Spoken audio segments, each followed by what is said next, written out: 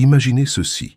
Un homme de 29 ans se réveille dans un petit appartement encombré, son téléphone scintillant à côté de lui avec des notifications incessantes.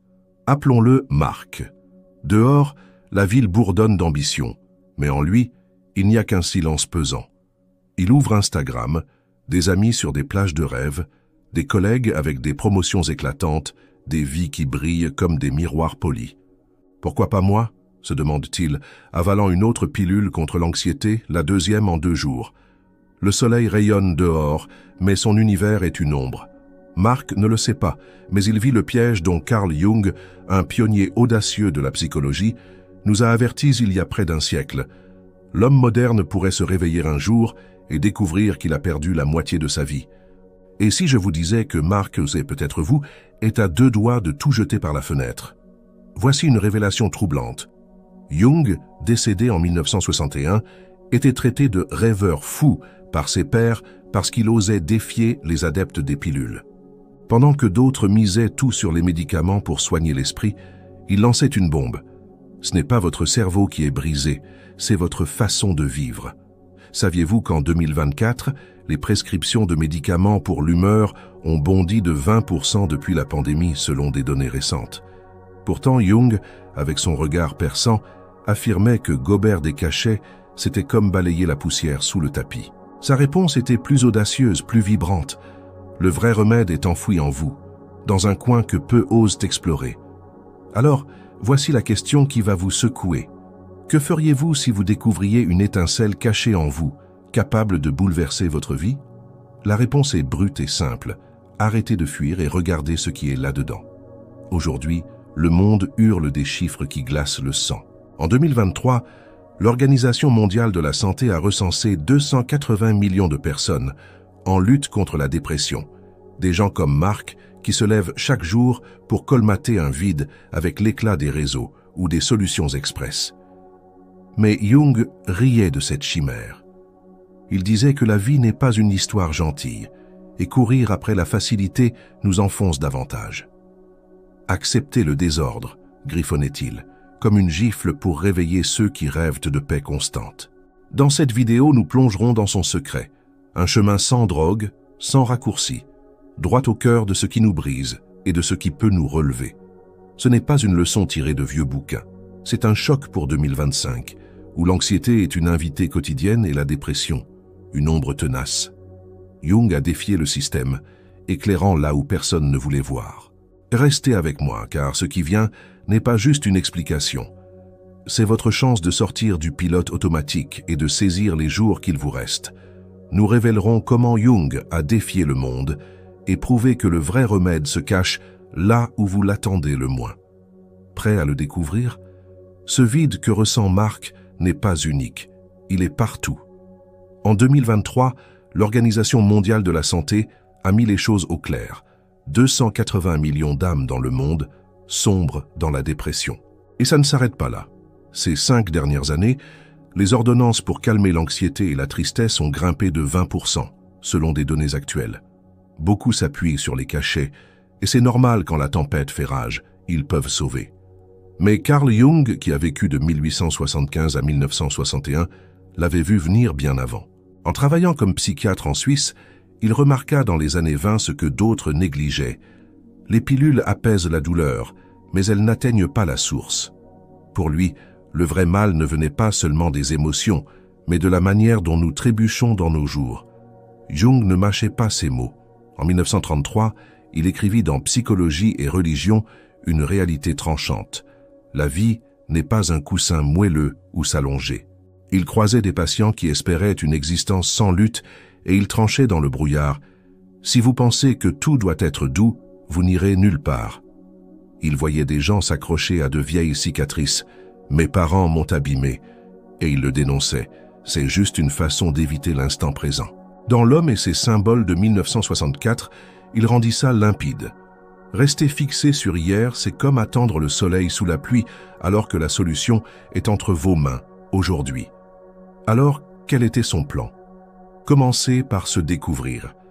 Jung croyait que le soulagement ne vient ni des pilules sans fin ni des paroles épuisées.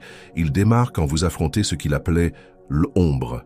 Dans Mysterium Conjunctionis de 1957, il détailla « Ce sont les morceaux laids que vous repoussez, la jalousie face aux vies parfaites en ligne, la colère rentrée contre le boulot.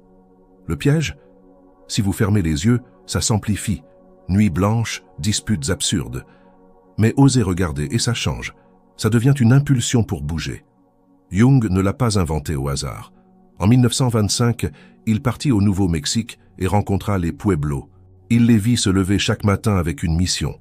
Faire naître le soleil, pas juste pour eux, mais pour tous. Pas de désespoir, pas de pharmacie, juste un cap clair.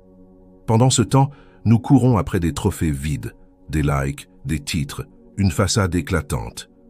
Jung observait ça et pensait « Où est l'étincelle qui anime ces moments ?» Il voulait qu'on trouve la nôtre. Envie d'essayer sa méthode? Prenez un crayon et notez « Qu'est-ce que je cache de moi ?» Laissez vos réflexions dans les commentaires. J'aimerais savoir ce que vous avez déterré. Vous êtes-vous déjà demandé pourquoi certaines parts de vous semblent hors de contrôle? Carl Jung avait une explication.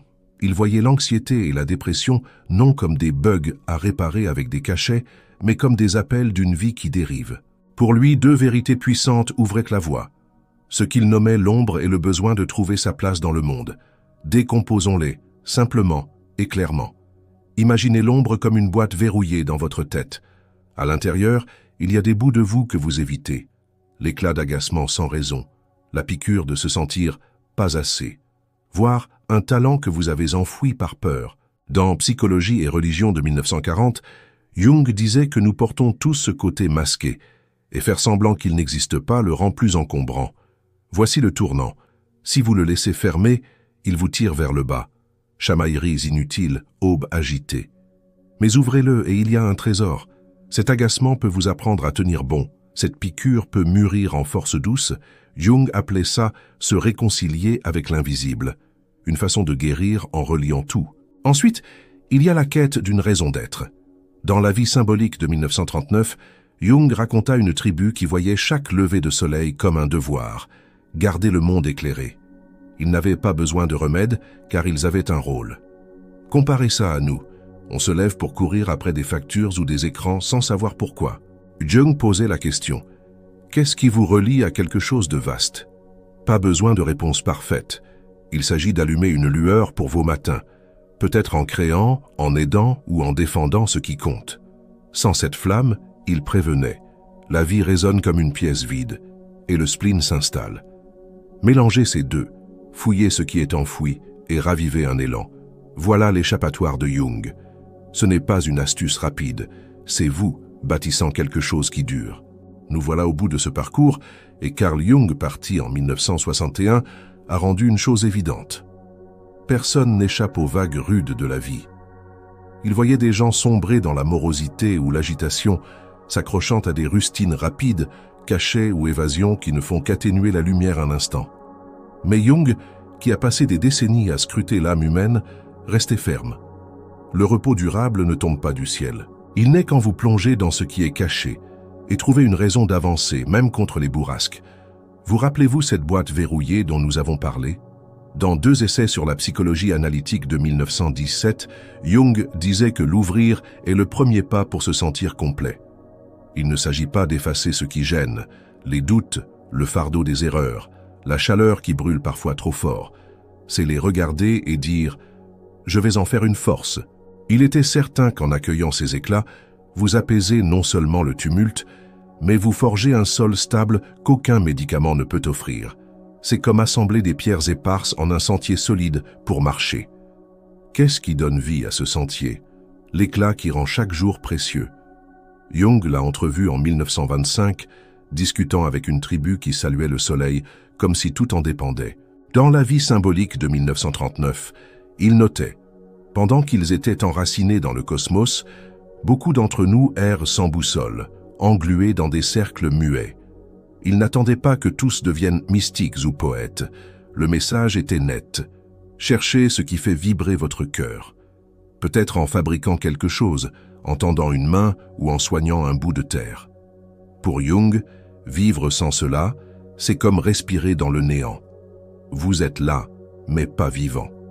Au fond, son enseignement ne visait pas à chasser la douleur. Il s'agissait de l'entrelacer dans quelque chose de grand. Dans Mysterium Conjunctionis de 1957, il écrivait que la vie prend des couleurs quand vous raccommodez ce qui est déchiré et allumez votre propre feu. Ce n'est ni facile ni rapide, mais c'est vrai. Jung montrait que le secret n'est pas d'esquiver ce qui pèse, mais de le porter avec une intention. Ainsi, ce qui semblait gâchis devient fondation, et même les jours sombres se mettent à briller. Carl Jung, qui nous a quittés en 1961, a légué une vision qui résonne encore. Il voyait des gens se noyer dans des heures sans fin, cramponnés à des palliatifs qui ne masquaient que le vide, pilules, hâte, écran clignotant. Mais il apportait autre chose, une torche pour éclairer les recoins oubliés de l'âme. Il ne s'agissait pas d'effacer la peine, mais de creuser profond et de transformer le poids en quelque chose qui vous soulève. Il savait que la vie n'offre pas la sérénité gratis, alors il traçait une voie, rassembler ce qui est brisé et insuffler une cause qui vaille l'effort. Le monde d'aujourd'hui nous pousse dans une spirale sans fin, courir après des récompenses qui s'effritent, des bravos qui s'évanouissent. Jung appelait ça « creux ». Il demandait plus. Trouvez un fil pour tisser vos jours, que ce soit nourrir une vie, élever une idée ou simplement goûter le silence avec sens. Sans cela, le temps s'écoule comme du sable entre vos mains. Il ne promettait pas de miracle. Dans Psychologie et religion de 1940, Jung l'exprimait sans détour. Le calme vient en rassemblant les morceaux épars et en allumant une flamme que nul n'éteint. C'est votre tâche, pas celle des cachets ou des serments tout faits. Il voyait la guérison comme un artisan voit son œuvre, façonnée à la main avec soin jusqu'à luire. Alors que ferez-vous des jours qu'il vous reste? Jung vous défie de ne pas juste les traverser, mais de les vivre avec un battement qui porte loin. Cessez de tourner en rond. Ce que vous portez peut vous enflammer ou vous éteindre.